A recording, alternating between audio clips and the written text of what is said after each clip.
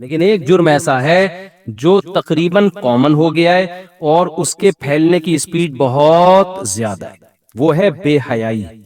سمجھتے ہو؟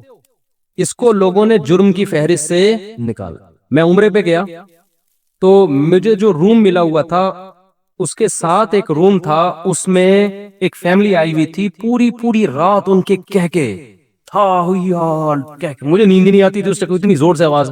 ایک دن میں نکل گیا، میں نے ان سے پوچھا یار یہ تھوڑا رات کو تو آرام کر لو، کون ہو؟ تو پتا چلا جی کزنوں کے ساتھ لڑکوں کا گروپ آیا ہوا ہے عمرہ کرنے کے لیے. میں نے ان سے کہا دیکھو عمرہ کرنا فرض نہیں ہے، لیکن آپ کی جو فیمیل کزن ہے اس کا آپ سے پردہ کرنا، بولو بالفرض پردہ نہیں کرتی تو کم از کم فری تو نہ ہو نا. ہاں ہاں ہو یہ جوان کزن بیٹھے ہوئے ہیں، یہ لڑکیاں بیٹھی ہوئی ہیں اور ایک ہی کمرے میں سو بھی ادھر ہی رہے ہیں، گپے بھی ادھر ہی مار رہے ہیں. یہ کتنی بڑی خدا کے غضب کو دعوت دینے والی بات ہے. ہم ہندو تھوڑی ہیں، ہم کوئی کافر تھوڑی ہیں، انگریز تھوڑی ہیں. محرم نا محرم کا کی اصطلاح انگریزوں میں ہے، بولو نا. وہ مذہب کو نہیں مانتا، جیسے چائنا والے مذہب کو نہیں مانتے. وہ کھانا کھانے سے پہلے یہ نہیں دیکھتے کہ حلال ہے حرام ہے پاک ہے ناپاک ہے، وہ کہتے ہیں پروٹین فل آف پروٹین ہے یا نہیں. تو کتا بھی کھا جاتے ہیں، کتے میں گائے سے زیادہ پروٹین ہے ان کی رائے کے مطابق. تو ان کے حلال حرام محرم نا محرم نہیں ہے. تو آپ ادھر چلے جاؤ بھائی، پھر چھوڑ دو کزن کیا ہوتی ہے اور خالہ وہ محرم کیا ہوتی ہے، چھوڑ دو. اسلام نے تو پورا ایک دیوار کھینچی ہے. اور سورہ نور میں بھی سورہ حجاب میں بھی پوری ڈیٹیل قرآن نے بیان کی ہے، یہ محرم ہے اور یہ نامحرم. لا یبدین زینتہن، عورت اپنی زینت کو ظاہر نہیں کر سکتی الا لآبائہن، سوائے اپنے باپ دادا کے سامنے، بعولتہن اپنے شوہر کے سامنے، اور ابنائی بعولتہن ابنائی بعولتہن اپنے شوہر کے بیٹے جو ستیلا بیٹا ہے. ایک ایک رشتے کا نام لے کے قرآن نے بتایا کہ ان کے سامنے زینت ظاہر کر سکتی ہو، بے تکلف ہو سکتی ہو.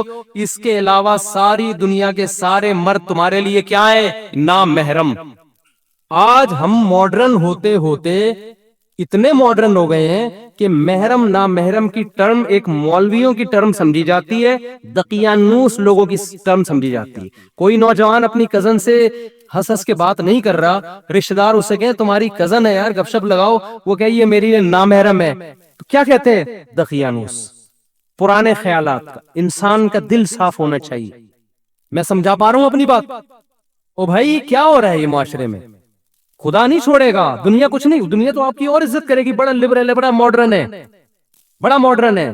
خدا نہیں چھوڑے گا، یہ یاد رکھو. یہ جو اللہ بھینس کے دودھ پلا رہا ہے نا ہمیں، سوکھے چارے کھلا کھلا کے بیچ سے خربوزے نکال رہا ہے، اس کا اللہ ہم سے قیمت لے گا. پوری قیمت نہیں، صرف اتنی کہ تم نے شکر ادا کیا. کہ پوری قیمت تو کوئی بھی نہیں دے سکتا اللہ کو. اتنا پوچھے گا کہ خربوزے کھا کے اور میری نعمتیں صبح شام کباب پراٹھے کھا کے، کمبختو میں نے تمہیں یہ بتایا تھا کہ یہ محرم ہے یہ نامحرم ہے، یہ فرق تم نے کیا کہ نہیں کیا. اگر آپ لبرل بن رہے ہو، خدا کو آپ کے اسلام کی کوئی ضرورت نہیں ہے. تو مجھے بڑا تعجب ہوا کہ یار اب عمرے جیسے مبارک سفر میں بھی یہ ہو رہا ہے. کزن ہاں وہ پوری رات کہہ کے لگ رہے ایک کمرے میں. تو میں نے ان سے کہا، میں نے کہا اول تو کزن کو چاہیے اپنے میل کزن سے پردہ کرے. پردہ نہیں کرتی، بے تکلف تو نہ ہو نا. بے تکلف بھی ہوتی ہے تو اس سفر میں تو نہ ہو، کم از کم اس سفر میں تو نہ ہو. یہ تو عمرے کا سفر ہے. مذہب چند رسومات کا نام رہ گیا ہے جو اسلام کی. یہ پتہ ہے کیا ہے؟ اس بے حیائی سے آہستہ آہستہ ہمارا فیملی سسٹم کیا ہو جائے گا؟ تباہ. گورے آج جو گدے گھوڑوں والی زندگی گزار رہے ہیں نا، ابا کہیں نہیں پتا، ان کے تو خالہ چچا ہی نہیں ہوتی. کبھی سنا اوباما صاحبہ کی خالہ ہی نہیں ملنے کے لیے عید پہ بلایا انہوں نے اس کو؟ ہوں گی، مجھے میں اتنا بڑا الزام نہیں لگاتا کسی پہ، لیکن کوئی ویلیو نہیں ہے ان کے یہاں. تو یہ آہستہ آہستہ جو بے تکلفیاں ہو رہی ہیں نا براڈ مائنڈڈ بن کے، اس کی سزا آپ کی نسلوں کو بھگتنی پڑے گی. کیونکہ یہ براڈ مائنڈڈ بڑھتے بنتے آپ پھر وہ حدود آہستہ آہستہ کراس کرو گے جو آج آپ برا سمجھ رہے ہو جس کو، لیکن کل وہ حدود کراس ہوں گی. یونیورسٹیوں میں فیمیل ٹیچرز پڑھا رہی ہیں، لڑکے ان سے فری ہو رہے ہیں، ہاں وہ گپ شپ لگا رہے ہیں، کہ براڈ مائنڈڈ، ہماری نیت صاف ہے. آپ کی نیت صاف ہو یا نہ ہو، آپ کو نامحرم سے فری ہونے کی اجازت اللہ نے آپ کے لیے، آپ کی دلچسپی کے لیے صرف اور صرف آپ کی بیوی کو بنایا ہے، اس کے علاوہ اللہ نے آپ کے لیے کسی اور کو نہیں بنایا۔ جتنا فری ہونا ہے، ہاں ہاں ہو ہی کرنا ہے، بیوی کے ساتھ بیٹھ کے کرنا، اس کو لفٹ کرانے کے لیے تیار نہیں۔ کتنی عورتیں کہتی ہیں کہ ہمارا میاں گٹر کے ڈھکن پہ بیٹھا رہتا ہے سارا دن باہر، اور ہاں ہاں گپ شپ ہو رہی ہے، لڑکوں وہ دیکھ رہی ہوتی ہے کھڑکی سے جھانک کے، اور بڑی گپیں چل رہی ہیں، اور اندر آتا ہی ایسے جیسے ناک پہ مکھی بٹھا کے آئے۔ یہ ہو رہا ہے، یہ خدا کا خوف نہیں ہے نا۔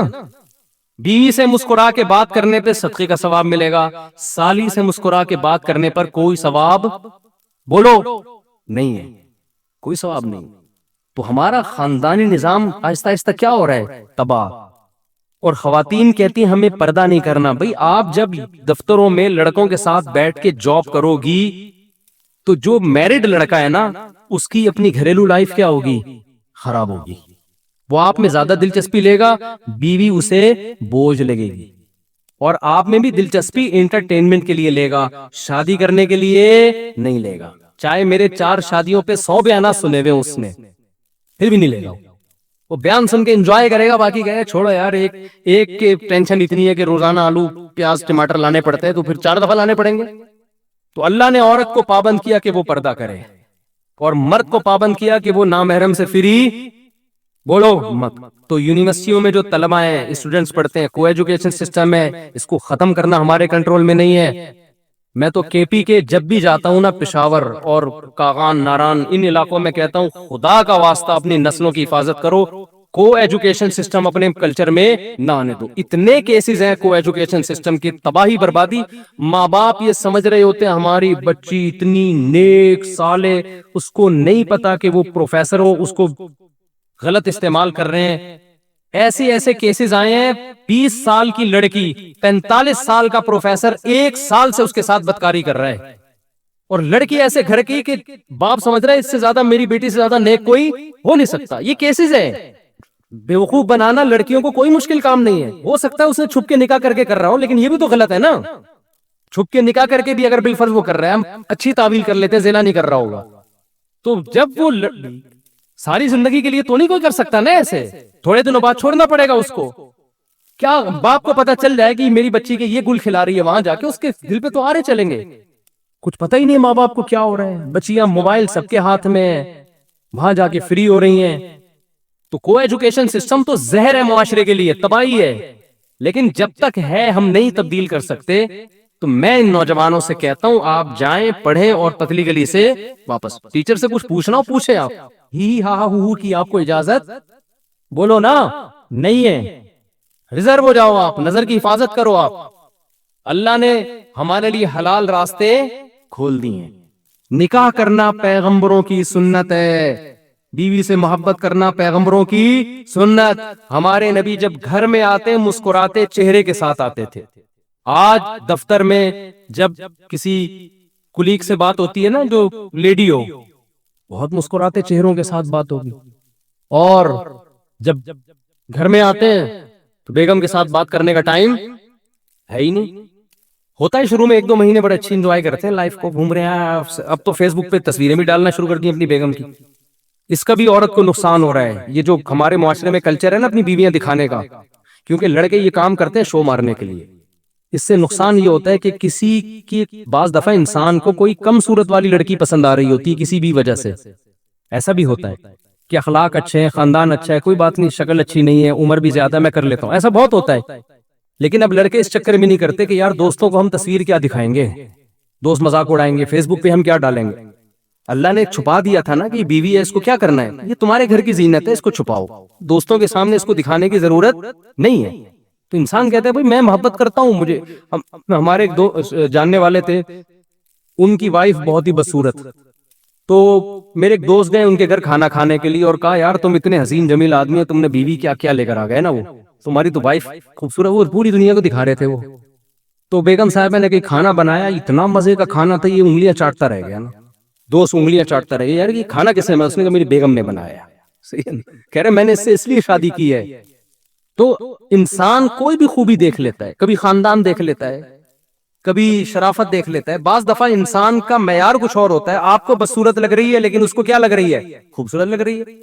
تو جب چھپاؤ گے تو یہ تمام مصلحتیں حاصل ہوں گی. جہاں عورت کی نمائش والا کام ہو گیا تو پھر پورا محلہ جب تک خوش نہیں ہوگا نا, آپ اس وقت تک بیوی نہیں لے کر آؤ. وہ ہے نا کہ وہ ایک چھوڑو بھی زیادہ لطیفے ہو جاتے ہیں, پھر وہ افورڈ بھی نہیں کر سکتے. تو ہمارے معاشرے کا جو سب سے بڑا المیہ ہے وہ کیا ہے؟ بے حیائی. انٹرنیٹ پر فحش فلمیں, لڑکیوں سے چیٹنگ, لڑکیوں سے باتیں, یونیورسٹیوں میں گرل فرینڈ, یہ کلچر اتنا عام ہو گیا ہے. میں ایک پچھلے سال اپنے گھر والوں کے ساتھ کہیں تفریح پہ نکلا ہوا, تو کہیں ہم کالام یہ ناران کا خان ہے, بڑے خوبصورت علاقے, یہاں میں ہوٹل میں بیٹھا ہوا کوئی چائے وائے پی رہا ہوں گا, تو یونیورسٹی کے لڑکوں کا اور لڑکیوں کا پورا ایک گروپ آیا, پنجاب سے کوئی یونیورسٹی سے نا لڑکے لڑکیاں وہ کہیں گھومنے پھرنے نکلے ہوں گے. پہلے ہمیں یہ لگتا تھا جتنے بھی لڑکے آ رہے ہیں اپنی بیویوں کے ساتھ, پہلے ہی ہوتا تھا نئی شادی ہوئی دلہن کو لے کے نکلے ہوئے ہیں. تو میں نے کہا کہ یار اتنے لوگوں کی اتفاق سے نئی شادی ہو گئی, سب اپنی دلہنوں کو لے کے نکلے ہوئے ہیں. مثال کے طور پر 30 لڑکے 30 لڑکیاں ہوں گی, پتا چلا کم وقتوں میں ایک بھی میرڈ نہیں ہے. اور بڑے بے تکلف, اتنے میں اب بے تکلفی کی انتہا کہاں تک ہو گئی. میرے پاس ایک نوجوان آیا کہ میری گرل فرینڈ نے کہا ہے کہ مفتی صاحب کے ساتھ اپنی ایک سیلفی لے کر آؤ. وہ ان کی گرل فرینڈ کہیں میرا بیان سنتی ہو کہ مفتی صاحب کے ساتھ اپنی ایک یادگار سیلفی لے کر آؤ. میں نے ان کو تو کچھ نہیں کہا, لیکن مجھے لگا کہ معاشرہ اتنا خراب ہو گیا ہے نا کہ ایک آدمی ایک مولوی سے عقیدت بھی کر رہا ہے, سیلفی بھی لے رہا ہے, لیکن اسے مولوی کے سامنے یہ بتاتے ہوئے شرم نہیں آ رہی کہ میں ایک ہفتے کے ٹور پہ, جس میں راتیں بھی گزارتے ہوں گے ظاہر ہے, میں اپنی گرل فرینڈ کو لے کے نکلا ہوں. اس کا مطلب یہ چیز اب ہمارے معاشرے میں بری, مولوی کو تو لوگ 100 دفعہ سوچتے ہیں نا, اب یہ ایسی چیز ہو گئی کہ مولانا صاحب کو بتا دی تو مولانا صاحب کہیں گے ہو کوئی بات نہیں, کوئی بات, گرل فرینڈ اب خیال رکھیے گا بھابھی کا. اچھا, اس نے مجھ سے دوسری بات یہ کی کہ میری گرل فرینڈ نے کہا ہے کہ مفتی صاحب سے کہو کہ کوئی نصیحت کر دیں. اب دیکھیں وہ بیچاری تھوڑی سی دین پہ تھی نا, لیکن معاشرہ اتنا خراب ہو گیا ہے, سوسائٹی یہاں تک پہنچ چکی ہے کہ جس کو علماء سے محبت بھی ہے نا وہ بھی ان چیزوں کو برا نہیں سمجھ رہے. میں نے اس سے کہا کہ آپ اپنی گرل فرینڈ کو جا کے کہیں کہ میری طرف سے نصیحت ہے کہ بوائے فرینڈ کو چھوڑ دیں آپ. میں نے یہی نصیحت کی. میں نے کہا فی الحال اس سے بڑا جرم آپ نہیں کر رہی کہ ایک نامحرم آدمی کے ساتھ آپ ٹریولنگ کر رہی ہو. ہمارے نبی نے تو عورت کو محرم کے بغیر سفر کرنے کی اجازت نہیں دی اکیلے, اور آپ باقاعدہ نامحرم اور جوان ہو کے پوری بس جا رہی ہے. خوب سمجھ لو, غیر مسلم پہ دنیا میں عذاب نہیں آتے. مسلمانوں میں جب کوئی گناہ پھیلتا ہے نا تو اللہ اس کی دنیا میں سزا دیتا ہے. کہ جو ہمارے اوپر جو اتنے عذابات کیے, کافروں کو کچھ نہیں ہوتا, کافروں کو تو ان کے لیے تو آخرت ہے, مسلمان کو دنیا میں سزا ملتی ہے. تو خدا را ایک فیصلہ کرو, یا تو بے شرم بن جاؤ یا با حیا بن جاؤ. اور اللہ آپ کے جذبات کو چلتا نہیں ہے. اللہ کہہ رہے گندا راستہ ہے اور ایک پاکیزہ راستہ ہے. گندے راستے کو چھوڑ دو, پاکیزہ راستے پہ آ جاؤ. پاکیزہ راستہ کیا ہے؟ نکاح والا راستہ. اور اس راہ میں نکاح شادی بیاہ میں جو ٹینشنیں آئے نا کہ خرچہ بڑھے گا, اللہ پہ توکل کر کے اس کو برداشت کرو. موسیٰ کلیم اللہ, حضرت موسیٰ علیہ السلام کا واقعہ قرآن بیان کرتا ہے. اللہ کے کلیم انتہائی مقرب پیغمبر, انہیں جب لڑکی کے والد نے, ان کی زوجہ کے والد نے کہا کہ میں اپنی بیٹی آپ کو دوں گا اس شرط پہ کہ آپ 10 سال بکریاں چراؤ, کتنا بھاری بھرکم مہر تھا. حضرت موسیٰ نے شادی کو ترجیح دی اور 10 سال بکریاں چرانے کے عمل کو قبول کر لیا, کیونکہ وہ نکاح کی اہمیت جانتے تھے. پیغمبروں نے نکاح کرنے کے لیے بڑی پریشانیاں اٹھائی ہیں, اور آج رشتہ مل رہا ہوتا ہے, لڑکا نکاح کرنے کے لیے تیار نہیں ہوتا کہ میں پہلے اپنے پاؤں پہ کھڑا ہو جاؤں, میں اسٹیبل ہو جاؤں.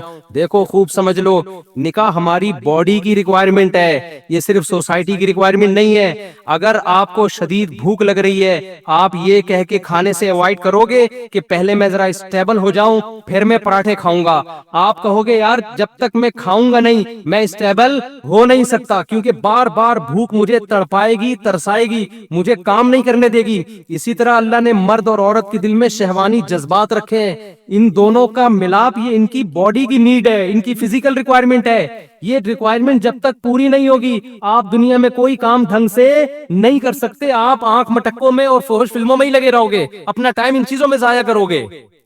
تو نکاح اسٹیبل ہونے کے لیے ہوتا ہے, اسٹیبل ہونے کے بعد نہیں ہوتا. سمجھ میں آ رہی ہے کہ نہیں آ رہی ہے؟ آ رہی ہے تو عمل کر لو, نہیں آ رہی ہے تو جیسے چل رہے ہو چلتے رہو, گزارو, زندگی گزر جائے گی, مر جاؤ گے بغیر کسی پلاننگ کے.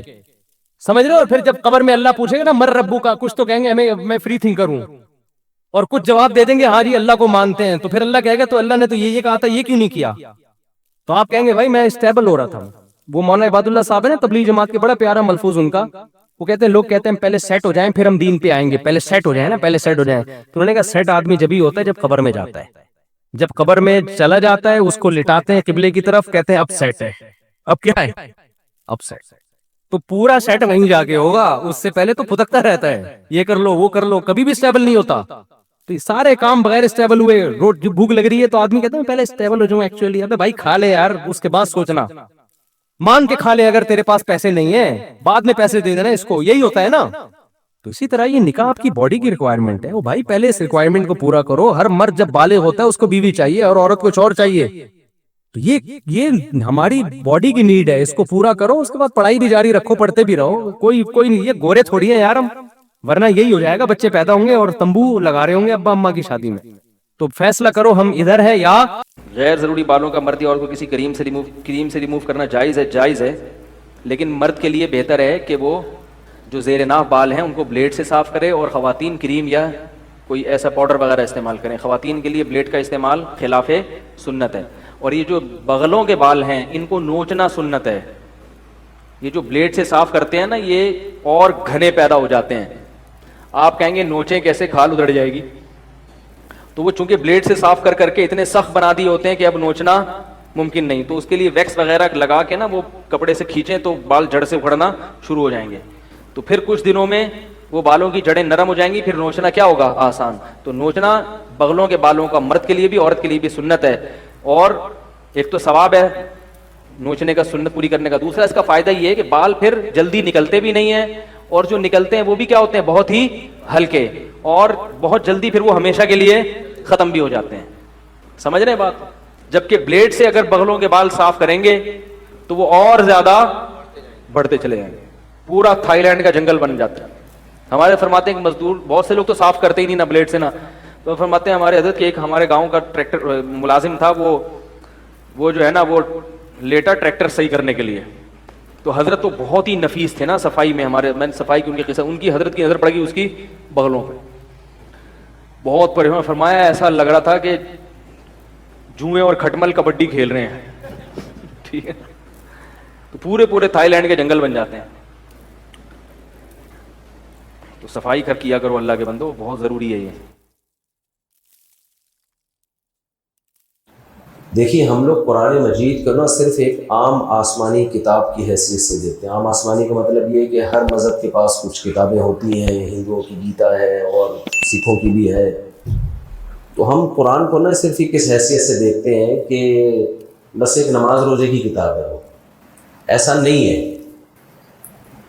1400 سال پہلے ایک کتاب نازل ہوئی اور 1400 سال تک محفوظ رہی وہ, جبکہ اس زمانے میں کتابوں کا رواج نہیں تھا. نہ صرف یہ کہ وہ محفوظ ہے, آپ بتاؤ کوئی 1400 سال پرانی کوئی ایک تحریر ایسی ہے جس کے بارے میں تاریخ دان یقینی طور پہ کہیں کہ یہ 1400 سال پرانی تحریر ہے, اور یہ ہم یقین سے کہہ سکتے ہیں. کوئی ہے ایسی کوئی کتاب, تو دور کی بات, کوئی ایک صفحہ دکھا سکتا ہے؟ دعوے ہوتے ہیں کہ یار وہ پہاڑوں سے کوئی تحریر نکلی ہے, اس میں کچھ لکھا ہوا ہے کیا ہے پتہ ہی نہیں ہے کیا لکھا ہوا ہے, لیکن شاید کچھ لکھا ہوا ہے. تو یقینی طور پر کوئی ایک پیج بھی ایسا نہیں ہے جو 1400 سال پرانا ہو اور آج ہم کہیں کہ یار یہ 100% یہ 1400 سال پہلے کسی نے لکھا تھا اور وہ آج ہمارے پاس موجود ہے. ایک بھی میرا خیال ہے کوئی ایک لائن بھی ایسی نہیں ہوگی. قیاس آرائیاں ہیں. آپ خود سوچیں نا یار, کون سی ایسی کتاب ہے جو الحمد سے لے کے والناس تک محفوظ ہے؟ کیا ہے اس میں ایسا؟ کیا یہ انسان کے بس میں ہے کہ وہ ایک کتاب 1400 سال پہلے لکھے اور 1400 سال تک وہ محفوظ رہے؟ مسلمانوں کے اتنے فرقے بن گئے, اتنی لڑائیاں ہو گئیں, جائز ناجائز, رفع الیدین کرنا ہے نہیں کرنا ہے, آمین زور سے کہنی آہستہ کہنی ہے, وہ دائرہ اسلام سے خارج, وہ دائرہ اسلام میں داخل, یہ حلال یہ حرام. وہ کہہ رہے کچھ لوگ ہیں پورے ٹنڈ کروا کے رکھتے ہیں, کچھ پٹے والے بال رکھتے ہیں, کسی کا ہے کہ داڑھی رکھو, وہ 20 قسم کے پھڈے. پگڑیوں میں اختلاف، ہری پگڑی پہننی ہے، وائٹ پگڑی پہننی ہے، پہننی بھی ہے کہ نہیں پہننی ہے. کچھ لوگ ٹوپی کے بھی قائل نہیں ہیں، ایسے بھی فرقہ ہے کہ ٹوپی نہیں پہننی ہے، ٹوپی صرف کرانی ہے، پہننی نہیں ہے. لیکن بھائی جتنے بھی مسلمانوں کے فرقے ہیں اس پہ سب متفق ہیں، قرآن یہاں سے شروع ہوتا ہے اور والناس پہ، الحمد سے شروع ہوتا ہے، والناس پہ ختم. کیا یہ نیچرلی خود بخود ہو سکتا ہے؟ یہ بھائی لڑ رہے تھے تو اس پہ بھی لڑ لیتے. کیا خیال ہے بھائی؟ اس کا مطلب یہ کوئی اور طاقت ہے جس نے اس پہ لڑنے، جملہ آپ لوگوں نے کمپلیٹ کرنا ہے، اس پہ لڑنے نہیں دیا، لڑائی ہونے نہیں دی اس نے. اس پہ وجہ اس کی ہے کہ اگر اس میں اختلاف ڈل جاتا ہے نا تو پرابلم یہ ہوتی کہ پھر اللہ جو بندوں سے چاہتا ہے نا اسی میں بندے کنفیوز ہو جاتے ہیں کہ وہ ہم سے چاہتا کیا ہے. اور آپ قیامت کے دن کہہ سکتے تھے کہ اے اللہ میں نے ڈائریکٹ تو تجھے دیکھا نہیں، میرے پاس جو تیرا انٹروڈکشن پہنچا وہ آسمانی کتابوں کے ذریعے پہنچا، بائبل کے 20 نسخے تھے، پتہ ہی نہیں چل رہا تھا اس میں تیری والی کون سی ہے اور سچی مچی والی کون سی ہے. مولویوں کے پاس جاتا تھا تو ہری پگڑی والے الگ تھے، سفید والے الگ تھے، اور آج کل تو بڑے لبرل قسم کے مولانا بھی آ رہے ہیں بالکل سوسائٹی کے حساب سے، یعنی بالکل ایسا لگتا ہے کہ مولانا ٹائپ کی چیز کوئی ہے بھی کہ نہیں ہے. تو 20 قسم کے مسئلے تھے، ہمیں کیا پتا بھائی کون صحیح تھا. اور تیری کتاب جو جس کے بارے میں یہ دعویٰ کیا گیا یہ تیری کتاب ہے، وہ مولوی کہتا تھا یہ والی کتاب ہے، دوسرا مولانا کہتا تھا یہ والی کتاب ہے، تیسرا مولانا کہتا تھا یہ والی کتاب ہے. تو یہ پھر الزام اللہ پہ ہوگا کہ اس نے آسمان سے ایک قانون نازل کیا مگر بندوں کو کنفیوژن میں اس نے ڈال دیا. اس لیے اللہ نے کہا کہ جو بیس ہے نا، بیس جو میرا کلام ہے جس میں محمد صلی اللہ علیہ وسلم کے الفاظ بھی شامل نہیں ہیں، یعنی قرآن کی آپ حیثیت دیکھیں کہ نبی صلی اللہ علیہ وسلم نے شروع میں لوگوں کو قرآن لکھنے سے منع کیا، حدیث لکھنے سے منع کیا. ایسی صحیح حدیثیں ہمارے پاس موجود ہیں. کیوں منع کیا بھائی؟ تاکہ ایسا نہ ہو کہ یہ مکس ہو جائے قرآن میں، یعنی میری باتیں مکس ہو جائیں کس میں؟ قرآن میں. صحیح حدیث میں یہ بات موجود ہے کہ صحابہ کرام پہلے نبی صلی اللہ علیہ وسلم کی حدیث لکھا کرتے تھے. آپ نے فرمایا لا تکتبو، مت لکھو. بعد میں آپ نے اجازت دے دی، پورا حجۃ الوداع کا خطبہ آپ نے لکھوایا، پھر محدثین نے حدیثیں لکھی. شروع میں منع کیا، وجہ یہ تھی کہ ایسا نہ ہو کہ کچھ چمڑوں پہ قرآن لکھا ہوا ہو، کچھ پہ کسی نے میری بات لکھ دی ہو اور وہ سب آپس میں کیا ہو جائیں؟ مکس. تو بھائی سوال پیدا ہوتا ہے اگر بالفرض مکس ہو بھی گئی تو کیا معاذ اللہ نقل کفر نبی کوئی غلط بات کریں گے؟ بھائی وہ بھی صحیح بات ہی ہوگی نا جو قرآن میں مکس ہوگی، وہ بھی نماز روزے کا ہی حکم ہوگا. پیغمبر صلی اللہ علیہ وسلم قرآن کے خلاف تو کوئی بات نہیں کہیں گے نا. لیکن نا نا نا نا نا نا نا، ایک کتاب ایسی ہونی چاہیے جس میں بشریت کی، انسان کی، کہ اپنے الفاظ کی بھی آمیزش نہ ہو. حالانکہ قرآن نے ہی ہمیں بتایا کہ محمد صلی اللہ علیہ وسلم جو کچھ کہتے ہیں وہ اپنی مرضی سے نہیں، ان ہوا الا وحی یوحا. یہ جو ان کی جو ورڈنگ ہے، الفاظ ان کے ہیں، جو مضمون ہے، جو آرڈر ہے وہ میرا ہے. کبھی حدیث پر بھی عمل اسی طرح لازم ہے جیسے قرآن پہ عمل لازم ہے. اس کے باوجود حدیث کو قرآن میں پیغمبر صلی اللہ علیہ وسلم نے مکس ہونے نہیں دیا، مکس نہیں ہونے دیا، بالکل اس کو سیپریٹ رکھا گیا ہے. بھائی ایک کلام ایسا ہو جو براہ راست کس کا ہے؟ اللہ کا. اگر نبی صلی اللہ علیہ وسلم کو یہ اختیار ہوتا نا کہ آپ اس میں تھوڑی بہت زبر زیر پیش کی چینجنگ کر لیں تو مشرکین نبی صلی اللہ علیہ وسلم کے پاس آئے اور کہنے لگے کہ تھوڑی بہت آپ چینجنگ کریں، کچھ آپ ہماری مانیں کچھ اپنی مانیں. تو قرآن میں کیا الفاظ نازل ہوئے؟ قل ما یکون لی ان ابدلہ من تلقاء نفسی. ان سے کہہ دیں کہ یہ میرے پاس یہ اتھارٹی نہیں ہے کہ میں اس میں اپنی طرف سے کوئی چینجنگ کروں، بلکہ ان اتبع الا ما یوحى الی انی اخاف ان عصیت ربی عذاب یوم عظیم. مجھے خطرہ ہے کہ اگر میں نے ان احکام کو فالو نہ کیا تو جیسے تمہیں عذاب کا خطرہ ہے اسی طرح مجھے بھی عذاب کا خطرہ ہے. تو کتنی بڑی دلیل ہے. دیکھو معاذ اللہ نقل کفر، کوئی شخص جھوٹی نبوت کا دعویٰ کرے، جب بھی کوئی شخص جھوٹ بولتا ہے تو اس کے پیش نظر دو چیزیں ہوتی ہیں. یا تو وہ سوسائٹی میں بڑا بننا چاہتا ہے، جیسے سیاستدان جھوٹ بولتے ہیں، سچ بھی بولتے ہیں یقیناً، لیکن زیادہ تر کیا چل رہا ہوتا ہے؟ جھوٹ ہی چل رہا ہوتا ہے نا. ووٹ ملے ہمیں اور ہم کیا بن جائیں؟ بڑے بن جائیں, ہے ایسا ہے؟ یا کوئی پیسوں کی لالچ ہوتی ہے؟ ایسا ہی ہے نا. نبی صلی اللہ علیہ وسلم کی جب نبوت کو لوگوں نے ماننا شروع کر دیا, شروع میں تو نہیں مانتے تھے, جب ماننا شروع کر دیا, آپ صلی اللہ علیہ وسلم مدینہ گئے اور لوگ ایمان لے آئے, پورا مدینہ تقریباً مسلمان ہو گیا, آپ کو سب کچھ مان لیا, آپ کے نام پہ جان قربانی کرنے کے لیے تیار ہو گئے, بدر میں گردنیں کٹا دی, احد میں شہید ہو گئے.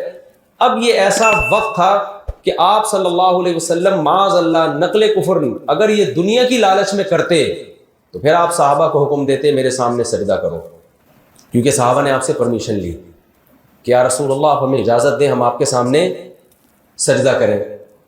آپ نے سجدہ کرنے سے بولو منع کر دیا.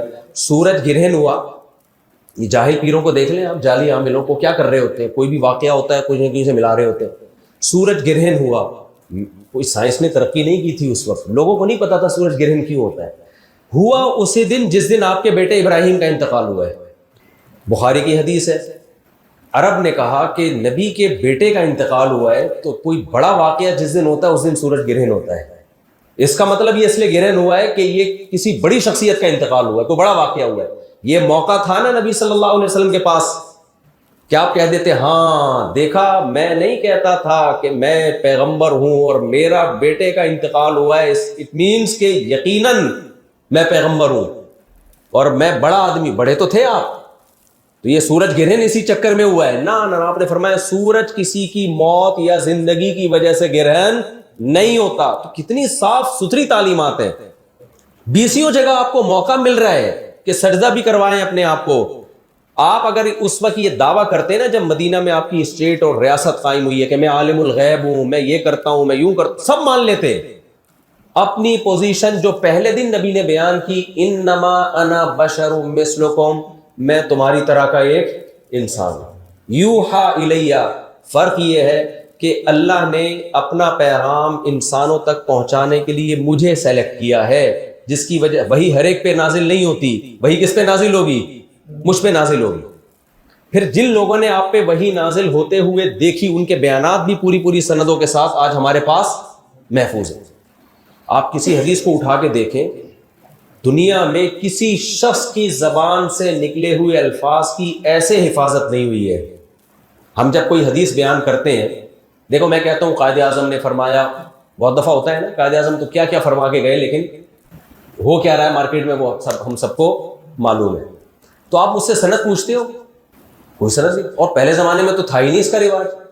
ایسا نہیں ہے پیغمبر صلی اللہ علیہ وسلم کی طرف ہم کسی بات کی نسبت کر دیں اور بغیر سند کے اس کو کوئی تسلیم کر دیں. میں نے ایک دفعہ ایک حدیث سنائی تھی, اس کی سند کہ ابھی مجھے فی الحال اس کی سند یاد نہیں ہے. امام ترمذی کہتے ہیں مجھ سے فلاں نے بیان کیا, وہ کہتے ہیں مجھ سے فلاں نے بیان کیا, وہ کہتے ہیں مجھ سے فلاں نے بیان کیا, وہ کہتے ہیں مجھ سے فلاں نے بیان کیا, وہ کہتے ہیں مجھ سے عبداللہ بن عباس نے بیان کیا. اور عبداللہ بن عباس کہتے ہیں کان النبی صلی اللہ علیہ وسلم افلج ثنیتین, نبی کے 2 دانتوں کے درمیان گیپ تھا, بس پوری حدیث مکمل. حدیث کے الفاظ اتنے سے ہیں, اس کو بیان کرنے کے لیے بیچ میں بندے کتنے آ رہے ہیں بھائی, کتنے سارے بندے آ رہے ہیں. اس کے بعد امام ترمذی نے اس حدیث کو اپنی کتاب کا حصہ بنایا. صرف اتنا نہیں ہے, یعنی قرآن کی کیسے حفاظت ہو رہی ہے. اور ایک پیغمبر جو یتیم تھے, عرب میں تو رواج ہی نہیں تھا ایجوکیشن کا, عرب تو مشہور تھے قوم امی, تو ان میں ایک پیغمبر صلی اللہ علیہ وسلم کے زبان کے نکلے ہوئے الفاظ کو اتنی ویلیو انسانیت دے رہی ہے, اتنی ویلیو دے رہی ہے کہ وہ باتیں جن کا شریعت سے تعلق نہیں ہے. بھائی آپ کے دانتوں میں گیپ ہو یا نہ ہو, اس کا اسلام سے کوئی براہ راست تعلق ہے, لیکن چونکہ اس کی نسبت پیغمبر کی طرف ہو گئی, اس کو پوری سند کے ساتھ بیان کیا جا رہا ہے کہ مجھ سے فلاں نے بیان کیا, مجھ سے فلاں نے بیان کیا, مجھ سے فلاں نے بیان کیا. اور امام ترمذی کون ہے جو بیان کرنے والے, آج ان کی خبر موجود ہے ترمذی میں خود گیا ہوں اس خبر پر, ان کی تاریخ پر, ان کی سوانے پر. یعنی ہم یہ بھی نہیں کہہ سکتے کہ امام ترمذی کوئی فرضی شخص تھا جس نے کتاب لکھی اور دنیا سے بس ایسے ہی کو لوگوں نے فرض کر لیا. نہ گورا مانے گا بھائی تھے, گورا کہتا ہے امام بخاری تھے, کتنا اسلام کے خلاف انہوں نے لکھا, مگر وہ یہ نہیں کہہ سکتے کہ امام بخاری نام کا کوئی شخص ہی نہیں آیا, امام ترمذی نام کا کوئی شخص آیا ہی نہیں ہے, امام ابو داؤد نام کا کوئی شخص آیا ہی نہیں ہے. یہ دعویٰ نہیں کر سکتے وہ, یہاں تک بھی کہا گیا ہے کہ عیسیٰ ابن مریم نام کا کوئی شخص آیا ہی نہیں ہے، معاذ اللہ۔ جو ایتھیس ملحد لوگ ہیں نا وہ پھینکو ہوتے ہیں ایک نمبر کے۔ یہ ایک ملحد نے کہا کہ یہ عیسیٰ ابن مریم نام کا کوئی بندہ ہی نہیں ہے، یہ عیسائیت ساری ایک فرضی شخصیت پہ قائم ہے۔ تو میرے سامنے کسی نے وہ اشکال دیا، میں نے کہا یار یہ اتنی بڑی پھینکی ہے اس نے۔ جب ہم کہتے ہیں سن 2024، اس کا مطلب کیا ہے؟ عیسیٰ ابن مریم کی عیسائیوں کے مطابق موت کے بعد، اور ہمارے مطابق آسمانوں پہ جانے کے بعد۔ تو جس شخصیت پر پوری دنیا کے سال کاؤنٹ کیے جا رہے ہیں، آپ اس کے وجود ہی کے منکر ہو، اس سے بڑی کوئی حماقت ہو سکتی ہے؟ نہیں، اے ڈی لگایا جاتا ہے تو اے ڈی کا مطلب ہوتا ہے عیسیٰ ابن مریم کے بعد۔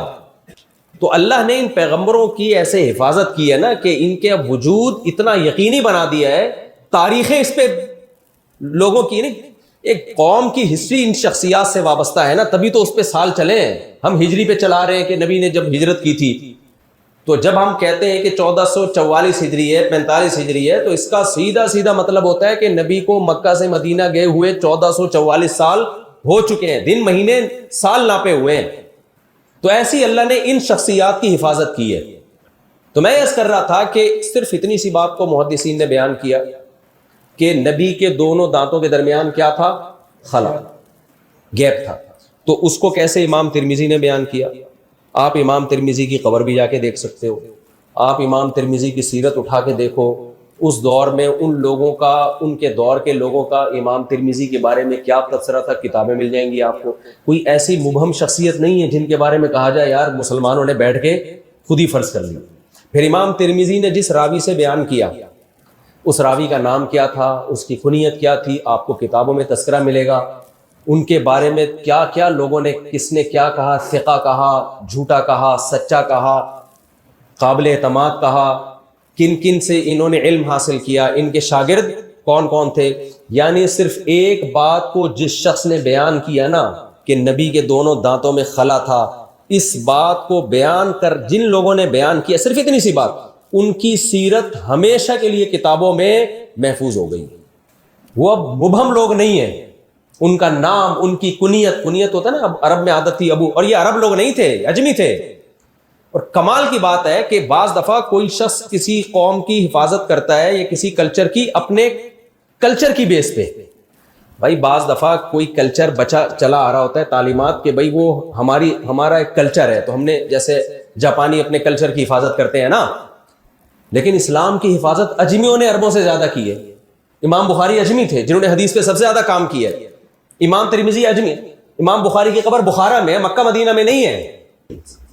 میرا خیال ہے میں سمجھا نہیں پا رہا بات، میں ٹی وی میں تو نہیں آ رہا۔ امام ترمذی یہ ترمذ کے تھے بھائی۔ امام ابو حنیفہ جنہوں نے فقہ پہ سب سے زیادہ کام کیا، کوفہ کے تھے، فارسی تھے، یہ پرشین۔ 500-600 سال جو مسلمانوں کی قیادت کی ہے ترکوں نے، خلافت جو قائم کی ہے، دنیا میں جہاد کیا، یہ کیا تھے؟ یہ عربی تھے۔ یہ کیا بات ہے یار، مختلف قوموں کے لوگ ایک ایسے پیغمبر کی باتوں پہ جانے لٹا رہے ہیں جو ان کی قوم کے بھی نہیں اور ان کی زبان کے بھی نہیں ہے۔ اس کی علامت ہے بھائی یہ مذہب میں کچھ ایسی کوئی چیزیں ہیں، ٹھیک ہے نا، کہ یہ قوم پرستی سے، لسانیت سے، زبان سے، کلچر سے بالکل کیا ہے، آزاد۔ اس کے اندر خود اتنی پاور تھی کہ اس نے لوگوں کو اٹریکٹ کیا اور عربی اجمی کا فرق اس نے مٹایا۔ مذہب کی پاور تھی۔ آپ اسلامی تاریخ میں اٹھاؤ نا، جتنے بڑے بڑے علامے گزرے ہیں، جو محدثین، فقہا، زیادہ تر کیا ہیں، وہ اجمی ہیں جنہوں نے اس پہ کام کیا، حالانکہ ان کی مذہب، ان کی کلچر بھی نہیں ہے، ان کی زبان بھی نہیں ہے۔ تو میں عرض کر رہا تھا کہ حدیث کی حفاظت، قرآن کی آپ حفاظت دیکھ لیں۔ 1004 آپ کو پتا ہے ایک گورے کی ریسرچ ہے، یہ میں کبھی موقع ملا تو انشاءاللہ ریفرنس آپ کے، کیونکہ ابھی تو میں ایک نارملی ایک واز کرنے کے لیے آیا ہوں نا، ورنہ میں آپ کو اس کی کتاب کا حوالہ دیتا، ریفرنس دیتا۔ اس نے لکھا ہے کہ اگر کوئی شخص چاہتا ہے نا کہ میں کوئی ایسی تحقیق لکھوں جو 1000 سال بعد بھی پبلک کی سمجھ میں آئے، تو اس کے پاس اپنی تحقیق لکھنے کے لیے عربی زبان کے علاوہ کوئی اور آپشن بولو نہیں۔ اس نے کہا یہ واحد زبان ہے جو 1000 سال پہلے بھی تھی، آج بھی 1000 سال بعد بھی ہوگی۔ ہر زبان چینج ہو جائے گی۔ آپ 100 سال پہلے کی انگلش اور آج کی انگلش کیا سیم ہے؟ ماہرین کہتے ہیں نہیں بھائی، اور ماہرین ہی کہہ رہے ہیں کہ 100 سال بعد وہ انگلش نہیں ہوگی جو مارکیٹ میں ہو سکتا ہے، مارکیٹ کا لفظ ہی مارکیٹ سے شارٹ ہو جائے گا، این ممکن۔ مارکیٹ کو پتہ نہیں کچھ اور کہا جانے لگے. لیکن آپ دیکھ لو 1400 سال پہلے جو عربی تھی آج ایز اٹ از اسی طرح محفوظ. ہم جب فقہ کی میں جب مدرسے میں داخل ہوا نا تو ہم پہلے اسکول کالج میں پڑھتے تھے, ہم جب کتاب پڑھتے تھے رائٹر دیکھتے 100 سال پہلے ہوتا, زیادہ سے زیادہ 50 سال پہلے کا ہوتا, یہی ہوتا ہے نا. لیکن ہم نے جب میں نے مدرسے میں داخلہ لیا تو ہمارے سامنے پہلی کتاب آئی فقہ کی, ایک قدوری, ایک سیدھی سی کتاب ہے عربی میں. اس پہ ڈیٹ دیکھیے تو اس کے مؤلف تھے آج سے 1200 سال پہلے. ابے میں نے کہا 1200 سال پہلے اس کو لکھا گیا ہے, 1100-1200, مجھے پوری ایگزیکٹ ڈیٹ یاد نہیں, 1200 سال پہلے. پھر ایک اور کتاب ہم نے پڑھی وہ 1300 سال پہلے. امام محمد جو ابو حنیفہ کے شاگرد ہیں, تبع تابعین میں ان کا شمار ہوتا ہے, جو صحابہ کا دور, تابعین کا دور ابھی ختم ہوا تھا, ان کی 6 کتابیں ہیں جو اسلامک لا انہوں نے اس ٹائم پہ لکھا تھا. اور وہ کتابیں کتنے موضوعات پر ہیں. اس میں آپ کی فیملی سسٹم کے احکام, نکاح طلاق کے حکام, وراثت کے حکام, عدلیہ کے حکام, کہ جج کے کیا قوانین ہیں, حدود اور قصاص کے حکام, وراثت کے حکام, غیر مسلموں سے معاہدوں کے حکام. یعنی وہ کتابیں جو اس دور میں لکھی گئیں جس دور میں انگریز کہتا ہے کہ وہ انسانیت کا سیاہ ترین دور تھا, انسان اور وحشی اور جنگلیوں میں کوئی فرق نہیں تھا. ہم تو ماضی میں جتنا جائیں گے تو ایسے ہی نظر آئے گا نا. اس وقت ایک یتیم پیغمبر صلی اللہ علیہ وسلم ایک نظام دے کے جا رہے ہیں جو پوری دنیا میں نافذ ہے, عربی زبان میں لکھا جا رہا ہے, لوگ اس پہ شروحات لکھ رہے ہیں, کتابیں لکھ رہے ہیں, اور پوری دنیا میں کامیابی کے ساتھ عدالت میں اس کو, یعنی ملک اور لا کا قانون کا حصہ بنا کے اس کو نافذ کیا جا رہا ہے. اور وہ 1400 سال کامیابی سے چلا ہے. وہ کیا یہ ایک شخص کے بس میں ہے کہ وہ ایسا نظام دے کے چلا جائے؟ نہیں یاری, میرا خیال ہے بات 4 ہی ہے, سوری میری عادت پڑ گئی اصل میں. تو آج دیکھیں یورپ امریکہ میں بڑے بڑے ماہرین وہ کوئی قانون بناتے ہیں بیٹھ کے, 10 سال کے بعد ان کو لگتا ہے کہ یہ اس کا پروگرام کیا ہو گیا ہے, بڑھ گیا ہے, یہ غلط ہو گیا, اس کو چینج کریں. پھر 10 سال بعد چینج, پھر 10 سال بعد چینج ہوتے ہوتے پرانا والا ایسا لگ رہا ہوتا ہے جیسے ہم بیوقوف تھے 100 سال پہلے ان قوانین پر ہم گورنمنٹ کو چلا رہے تھے. محمد صلی اللہ علیہ وسلم نے حکومت چلانے کا, گھر چلانے کا, ہر طرح, ہر عبادت کا ایک لا دیا ہمیں. آپ اسلامی تعلیمات تو دیکھو نا, کتنی چیزوں میں اگر آپ عبادت دیکھو, 2 طرح کے حکام ہوتے ہیں. ایک ہر مذہب میں 2 طرح کے حکام ہوتے ہیں. ایک آپ کا خالق اور مخلوق کا آپس میں ریلیشن کیسا ہونا چاہیے, دوسرا مخلوق کا آپس میں ریلیشن بولے کیسا ہونا چاہیے. پھر مخلوق کے آپس کے ریلیشن میں گھر کا ریلیشن کیسا ہونا چاہیے, اس کے کیا احکام ہیں. ایک اسٹیٹ کا, اسٹیٹ میں کون سا لا نافذ ہوگا, پورے ریاست کے اصولوں پہ چلے گی.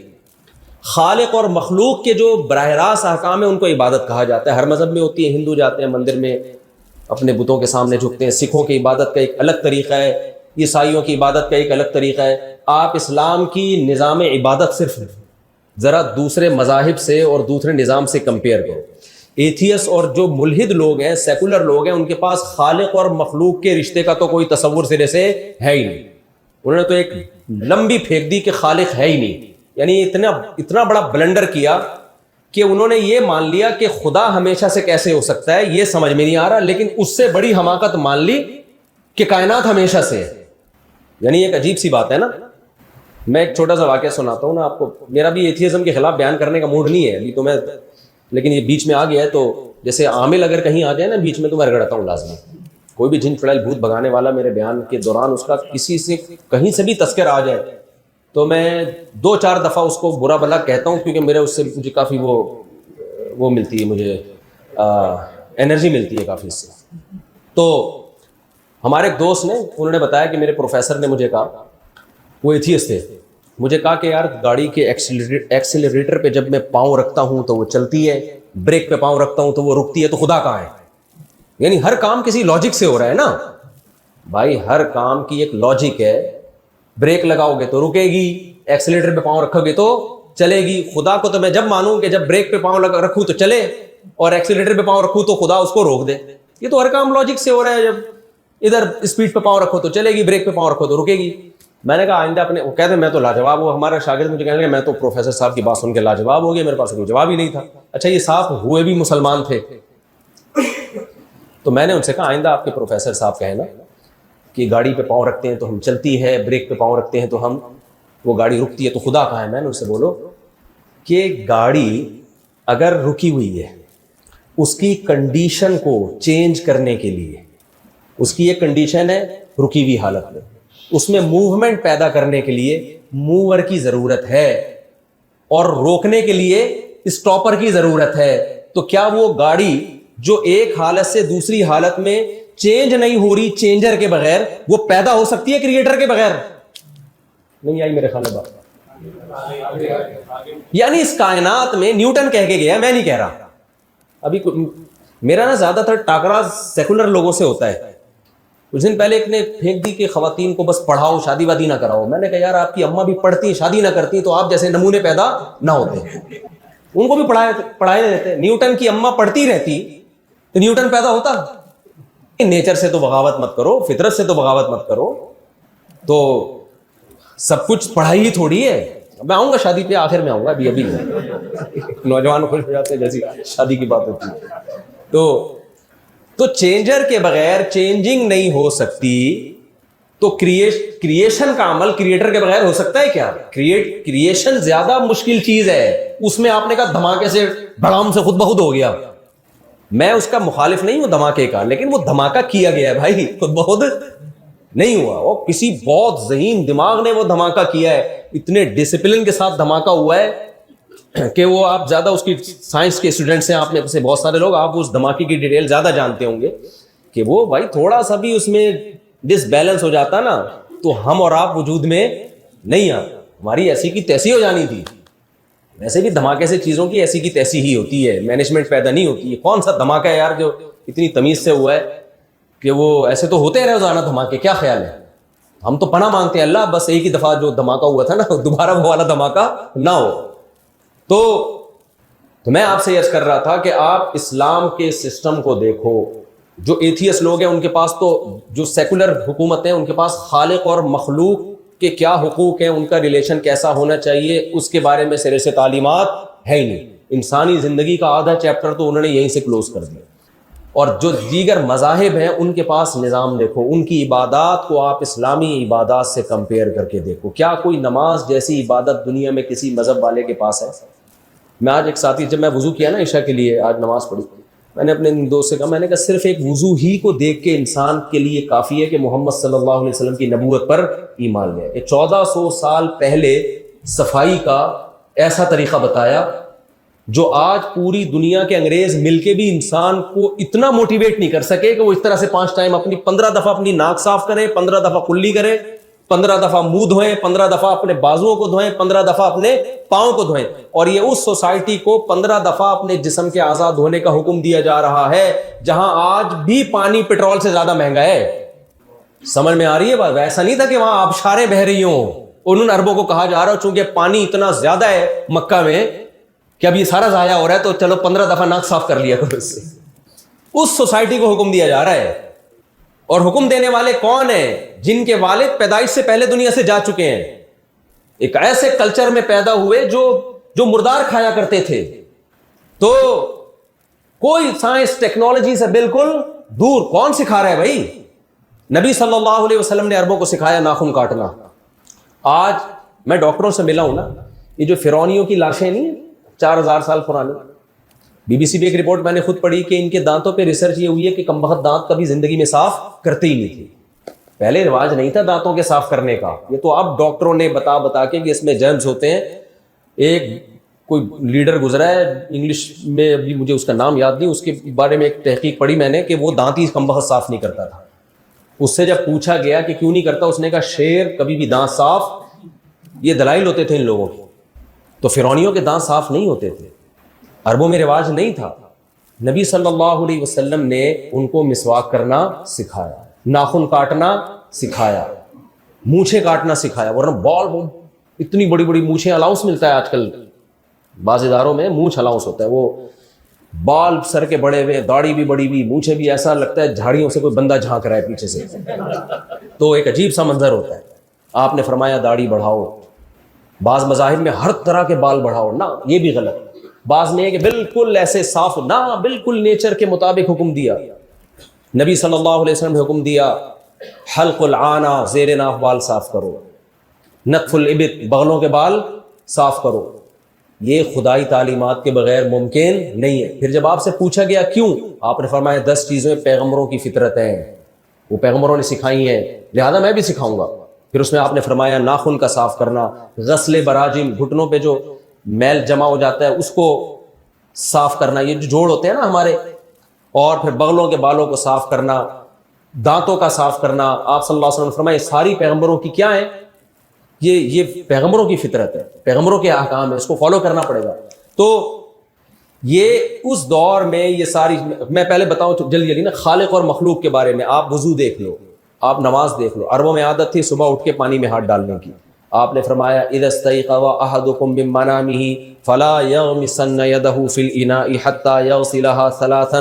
تم میں جب کوئی صبح اٹھے، نلکوں کا رواج نہیں تھا، ہم تو اب نلکا کھول کے ہاتھ دھو لیتے ہیں نا، واش کرتے ہیں. عربوں میں عادت تھی ایسے کر کے ہاتھ ڈال کے پانی نکالا. آپ نے فرمایا جب کوئی صبح اٹھے گا ہرگز اپنا ہاتھ اس نے پانی کے برتن میں نہیں ڈالنا جب تک ان ہاتھوں کو 3 دفعہ وہ دھو نہ لے. کون سی یونیورسٹی سے پڑھ رہے ہیں بھائی آپ یہ سب چیزیں؟ اور دیکھو آج جب کوئی قوم کسی کو کچھ احکام سکھاتی ہے، صدیاں لگ جاتی ہیں ان کو اس ٹریک پہ لانے میں. مثال کے طور پر آج امریکہ اگر چاہے کہ سب لوگ شراب چھوڑ دیں، آپ کا کیا خیال ہے، چھوڑ دیں گے؟ ان کے سارے ماہرین جمع ہو جائیں کہ یار شراب بری چیز ہے، ہم نے اپنی سوسائٹی سے شراب چھڑوانی ہے. میرا خیال ہے اگلی نسل میں تو شاید ہو سکے، وہ بھی نہیں ہوگا. حقیقت تو یہ ہے اگلی نسل آگے لا ہی چینج کر دے گی، بھائی ہم سے نہیں چھوٹ رہی، کیونکہ جو لا بنانے والے ہیں وہ سب پی کے آئے ہوئے ہوں گے. وہ کہیں گے یار ہم تو اس کے بغیر لا بنا نہیں سکتے نا، ملے گی نہیں تو ہمارا دماغ ہی کام نہیں کرے گا. عرب شراب کے عادی تھے، اور اس کے لیے تو تاریخ پڑھنے کی ضرورت نہیں ہے. ظاہر ہے دنیا کی ہر قوم میں جہاں بھی مذہب نہیں ہے وہاں شراب ہے. ایک آیت نازل ہوئی ہے انما الخمر والمیسر والانصاب والازلام رجس. اے ایمان والو شراب، جوا، پانسا یہ سب ناپاکی کے کام ہے، فاجتنبوہ چھوڑ دو. وہ دن اور 1400 سال گزر گئے. آج بھی عسکری میں جہاں آپ رہتے ہیں میرا خیال ہے 99% لوگ شراب سے بچتے ہیں. شاید 2-4 کوئی ہو تو بھائی میں معذرت چاہتا ہوں، تو کم لوگ ہیں. 1400 سال تک اس موٹیویشن کے اثرات باقی ہیں. یہ کیا معمولی چیز ہے؟ کیا انسان کے پاس اتنی پاور ہے کہ وہ لوگوں کو ایک ایسی چیز چھڑوا بھی دے، فوراً لا بھی بنا دے، بتا دے لا، اور وہ اس کے پاس اتنی پاورفل موٹیویشن ہو کہ اس موٹیویشن کے اثرات 1400 سال تک اسی طرح چلے آ رہے ہوں جیسے 1400 سال پہلے تھے؟ اس سے پتہ چلتا ہے بھائی یہ بشر کا کام نہیں ہے، یہ خدا کی مدد کے بغیر یہ ممکن نہیں ہے. تو آپ وضو دیکھ لیں، آپ نماز دیکھ لیں. نماز کا طریقہ جو بتایا گیا ہے دنیا میں اتنی زیادہ حسین عبادت آپ کو کہیں بھی نہیں ملی. زکوٰۃ کا نظام بتایا گیا، کروڑوں اربوں روپے آپ صرف زکوٰۃ کی اگر کیلکولیشن کی جائے جو لوگ رمضانوں میں یا سال بھر ادا کرتے ہیں، ساری دنیا کے ٹرسٹ اور چیریٹی ایک طرف رکھو آپ، اور صرف جو مسلمانوں کے ہاں زکاتیں نکلتی ہیں اس کی تو کوئی کیلکولیشن کا سسٹم نہیں ہے. کیلکولیشن تو صرف وہ ہوتی ہے جو بینک کاٹ لیتے ہیں. کروڑوں میں نہیں ہے، اربوں میں نہیں ہے، ارب روپے نکلتے ہیں زکاتوں کے. انسانیت کی خدمت کے لیے اتنا زبردست پیکج دیا بھی، اور ایسی موٹیویشن کہ 1400 سال بھی اس پیکج پر عمل بولو ہو رہا ہے. اور کمال کی بات یہ کہ کسی کو یہ وہم ہو سکتا تھا، میں اگر مثال کے طور پر چندے پہ بیان کر رہا ہوں، آپ کو بہت ترغیب دے رہا ہوں، یار زکاتیں ضرور دیا کرو عسکری والو، تم اتنے اچھے علاقے میں رہتے ہو، تم صدقے نکالا کرو، تو تاکہ لوگ مجھے سمجھیں یار دیکھو مفتی صاحب انسانیت کے کتنے خیر خواہ ہیں، کہ یار دیکھو آ کے غریبوں کا کتنا خیال کرنے کہ زکاتیں نکالا کرو، زکاتیں نکالا کرو. یہی ہوگا نا. لیکن ایک وہم ہو سکتا ہے یار ایسا تو نہیں ہے کہ کل اس چکر میں ہو کہ یہ پھر مجھے لا کے دیا کرو. بعض دفعہ یہ خطرہ ہوتا ہے نا بھائی، اتنے زیادہ زکوٰۃ کے فضائل بیان کیے جا رہے ہیں، شاید اپنے فیملی کو، میں اللہ کا شکر ہے زکوٰۃ کا مستحق نہیں، مثال دے رہا ہوں میں کہ شاید اپنی فیملی کو سپورٹ کرنا مقصد ہے، یہ اتنی موٹیویشن اس لیے. لیکن کمال کی بات یہ پیغمبر نے اتنا زکوٰۃ کو بیان کیا، جو زکوٰۃ نہیں دیتے جہنم میں کس طرح ان کو عذاب دیا جائے گا، یہی سونے چاندی سے ان کو داغا جائے گا. قیامت تک اپنی نسل پہ زکوٰۃ لینے کو حرام قرار دے دیا. سید کو زکوٰۃ دو، سرے سے ادا ہوتی نہیں. یہی بات میرا خیال ہے، یعنی آ گئی بات الحمدللہ.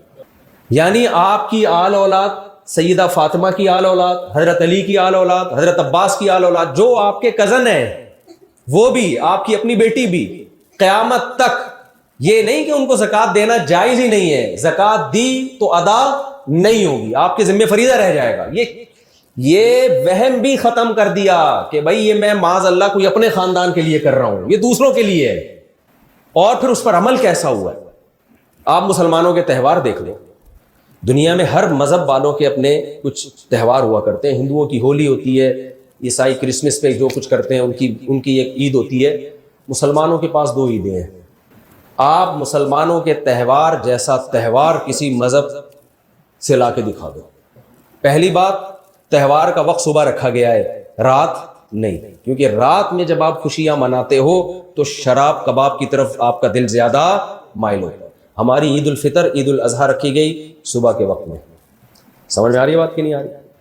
کس وقت رکھی گئی ہے؟ صبح. اس میں نماز رکھی گئی ہے، تمیز سے ابتدا ہوگی تاکہ شراب کباب کی طرف تمہاری کھوپڑی، سوری آپ لوگ عسکری والے لوگ ہیں، تمہارا دماغ نہیں جائے گا. تو اس طرف جائے گا ہی نہیں. یہ مذہبی تہوار سمجھ کے ہی اس کو مناؤ گے، تم غلط چیزوں کی طرف نہیں جاؤ گے. صبح کے وقت رکھے گئے ہیں تہوار. دوسری بات یہ نیچرل خوشی کے تہوار ہیں. ہندو ہولی مناتا ہے، کس بات کی خوشی کہتے ہیں؟ بس ہماری خوشی کا دن ہے. بھائی خوشی کا کوئی سبب ہو تو خوشی ہوتی ہے. میں فہد بھائی سے کہتا ہوں فہد بھائی خوش ہو جاؤ، فہد بھائی تھوڑا سا مسکرائے گا، یوں کرے گا، یہ کوئی نیچرل خوشی ہوگی؟ میں فہد بھائی سے کہہ دوں کہ نہیں کہہ رہا میں، کیونکہ وہ خواتین بیان سن رہی ہیں، تو میں ایک مثال دینا چاہ رہا تھا جو میں نہیں دوں گا، لیکن میں دینا یہ چاہ رہا تھا کیونکہ کہ بھائی آپ کے لیے ایک اچھا رشتہ میں نے دیکھ لیا ہے. ایک مثال دے رہا ہوں، لیکن دیکھا نہیں ہے، میں جھوٹ بول رہا ہوں. تو پھر جو ان کی ایک دم باچھیں کھلیں گی، وہ کسی وجہ سے خوشی ہے نا. کیا خیال ہے بھائی؟ عیسائی کہتے ہیں 25 دسمبر کو عیسیٰ علیہ السلام پیدا ہوئے. کہتے ہیں، میں اس بحث میں نہیں پڑھ رہا کہ واقعی اس دن پیدا ہوئے نہیں ہوئے، فرض کرو ہوئے ہیں، تو اب وہ تو 2000 سال پہلے پیدا ہوئے ہیں نا، آج تھوڑی پیدا ہو رہے ہیں جو آپ کو خوشی ہو رہی ہے. یہ نیچرل نہیں ہے. لیکن مسلمانوں کو جو تہوار دیے گئے ہیں اس میں 2 خوشیاں ہوتی ہیں، جسمانی بھی اور روحانی. 1 مہینہ روزے رکھوائے جاتے ہیں، پھر 1 مہینے کے بعد جب آپ کھانے پینے سے اجتناب کرتے ہیں، نہ اس میں پان کھایا، نہ گٹکا کھایا، نہ نسوار، نہ استغفر اللہ چرس پہ آ رہا تھا میں، تو اب کیونکہ جو سوسائٹی میں ہو رہا ہے میں تو وہی بتاؤں گا نا. تو 1 مہینے بعد جب آپ کو چھٹی ملی، خود بخود خوشی ہوتی ہے کہ نہیں ہوتی؟ انسان یار کل سے ہم نارمل روٹین کے مطابق کھانا کھانا شروع کریں، صبح 8 بجے ناشتہ کریں گے، چائے پیئیں گے، آفس میں جائیں گے چائے پیئیں گے، جو بھی ہماری، کیونکہ سارا دن بھوکا پیاسا رہنا بہرحال انسان کو ڈسٹرب کرتا ہے. پائلٹوں کو روزہ نہیں رکھنے دیا جاتا. میں نے پائلٹوں میں تم روزہ رکھ کے کیا جہاز نہیں اڑاؤ گے؟ انہوں نے کہا یار انسان کا دماغ نہیں صحیح طرح ایکٹیو ہوتا. تو 1 مہینے کے بعد جس نے واقعی میں روزے رکھے ہوں، عید کے دن اس کو واقعی میں خوشی ہوتی ہے، تو اس کو خوشی منانی نہیں پڑتی، خوشی اس کو خود بخود ہو رہی ہوتی ہے. یہ جسمانی خوشی ہے. روحانی خوشی کیا ہے؟ یار اتنی بڑی عبادت اللہ نے ہم سے کروا لی.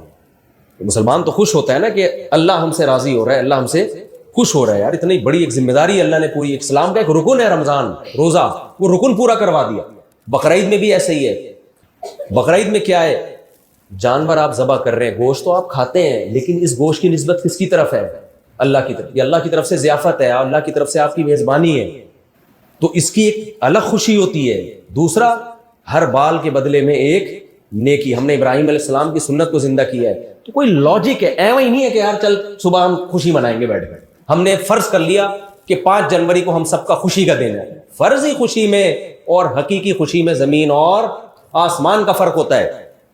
ورنہ اسلام بھی یہ کہہ سکتا تھا جس دن نبی پیدا ہوئے وہ تمہارے عید کا دن ہے. نہ، اسلام بھی یہ کہہ سکتا تھا جس دن جو ہے وہ بدر میں مسلمانوں کو فتح ہوئی وہ دن تمہارے لیے عید کا ہے. نہ بھائی، وہ تو ہو گئی نا، وہ تو ہو گئی. اب تھوڑی 1400 یعنی 2024 میں تھوڑی بدر فتح ہو رہا ہے، بدر میں فتح ہو رہی ہے.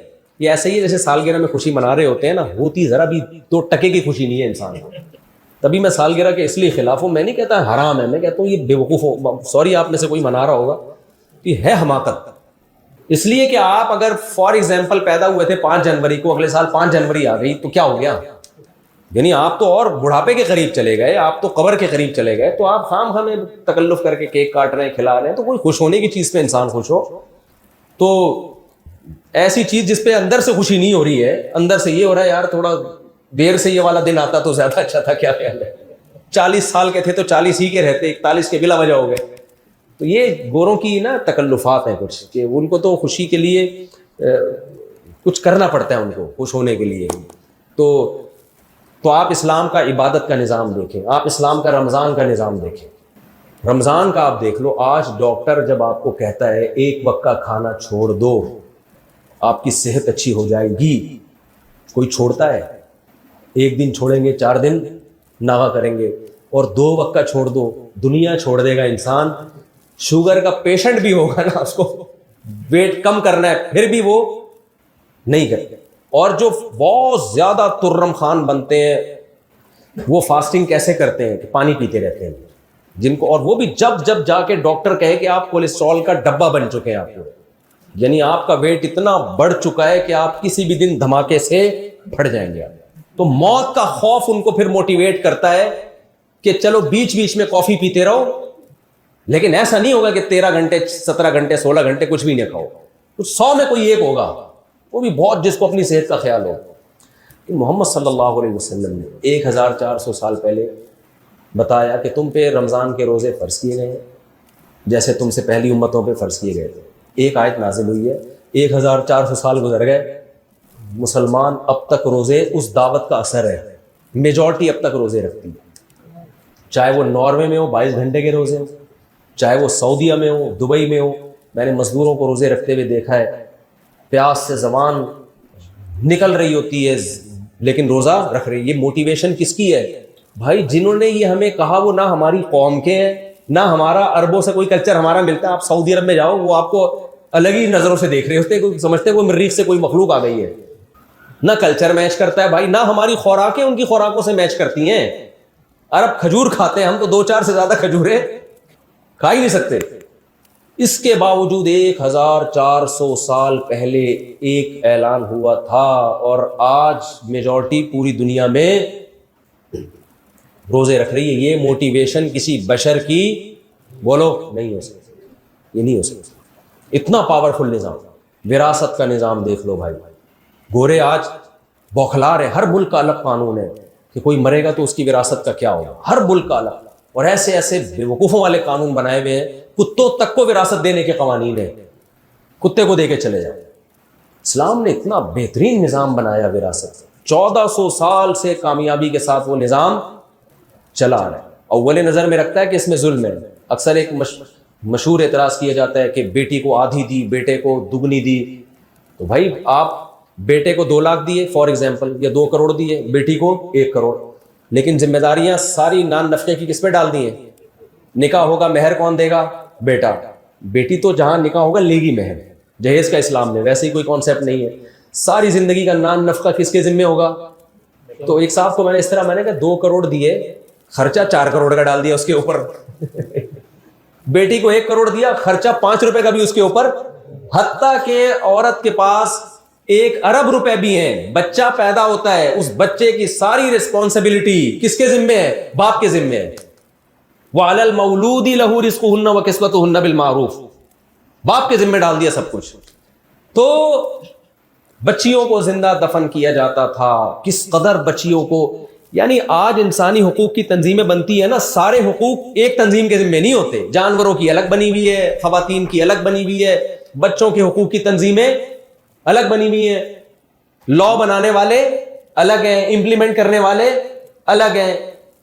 تو موٹیویشن جو موٹیویٹ کرنے والے ہیں وہ الگ ہیں. لیکن محمد صلی اللہ علیہ وسلم لا بنا بھی رہے ہیں, خواتین کے حقوق پر بھی بات کر رہے ہیں, بچوں کے حقوق پر بھی بات کر رہے ہیں, بیٹیوں کے حقوق پر بھی اور کیسا سنگین ظلم ہو رہا ہے بیٹی پہ کہ زندہ دفن کیا جا رہا ہے. اس سوسائٹی میں اپنی نواسی کو کندھے پہ بٹھا کے آپ نے نماز پڑھائی ہے پوری, تاکہ عربوں کے دل سے بیٹیوں کی نفرت نکلے. لا بتا بھی رہے ہیں, اس پہ لوگوں کو موٹیویٹ کر کے چلا بھی رہے ہیں, اپنا بیہیویئر ایسا دکھا رہے ہیں. آپ نے یتیم خانے بہت دیکھے ہوں گے, یتیموں کے حقوق پر تقریریں بہت سنی ہوں گی, لیکن محمد صلی اللہ علیہ وسلم نے یتیم